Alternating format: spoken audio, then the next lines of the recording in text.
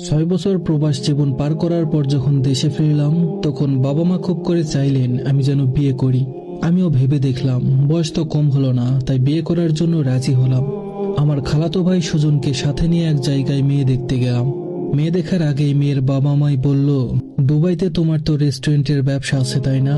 আমি মুচকি হেসে বললাম, বিদেশে রেস্টুরেন্টের ব্যবসা করা অনেক ব্যয়বহুল, নিজে ব্যবসা করার মতো এত টাকা আমার এখনো হয়নি।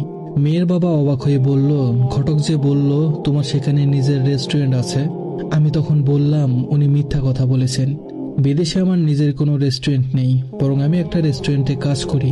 মেয়ের বাবা রাগী চোখে আমার দিকে তাকিয়ে বলল, আমি আমার মেয়েকে কোনো কামলার কাছে বিয়ে দিব না। সাহস কত বড়!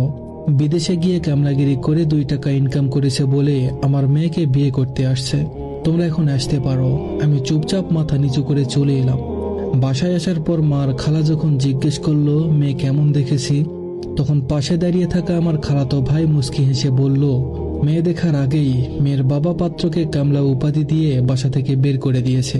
আমি মনমরা হয়ে মাকে বললাম, মা, নেক্সট টাইম এত বড়লোক ঘরের মেয়ে না দেখে আমাদের মতো নিম্নবিত্ত ঘরের মেয়ে দেখো, তাহলে হয়তো এতটা অপমান করবে না। খালা তখন আমায় বলল, কামলাকে তো কামলাই বলবে। আমার ছেলের মতো ভালো করে পড়াশোনা করলে আজ বিদেশে গিয়ে কামলা খাটতে হতো না।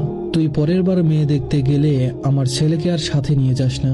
তোর জন্য আমার ঢাকা ভার্সিটিতে পড়ুয়া ছেলে অপমানিত হোক, সেটা আমি চাই না।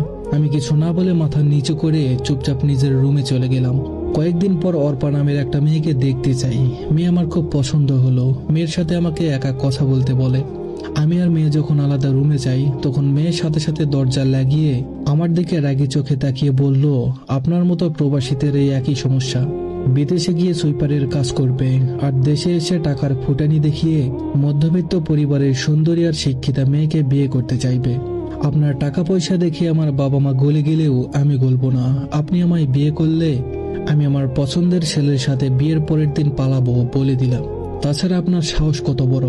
নিজে তো ইন্টার ফেল করেছেন, আর এসেছেন অনার্স পাশ করা মেয়েকে বিয়ে করতে। আমি মাথা নিচু করে মেয়ের কাছে হাত জোর করে বললাম, আমি জানতাম না আপনি অনার্স পাশ করেছেন। জানলে আমি আসতাম না। দয়া করে আমায় আর অপমান করবেন না। এই কথা বলে মেয়ের বাসা থেকে বের হয়ে আসলাম। রাতে নিজের বাসায় ফিরে এসে দেখি মা, খালা আর খালাতো ভাই সোফায় বসে আছে। মা আমায় দেখে বলল, কিরে, মেয়ে পছন্দ হয়েছে? আমি তখন মাকে বললাম, শুধু আমার একা পছন্দ হলেই তো হবে না, আমাকেও তো মেয়ের পছন্দ করতে হবে। মেয়ে আমার মতো ইন্টার ফেল করা প্রবাসী ছেলেকে বিয়ে করতে পারবে না। এই কথা শুনে মায়ের পাশে বসে থাকা খালা আর খালাতো ভাই হেসে দিল। হাসতে হাসতে খালাতো ভাই আমায় বলল, তোমার কপালে বউ জুটবে না। খালা তখন মুখ বাঁকিয়ে বলল,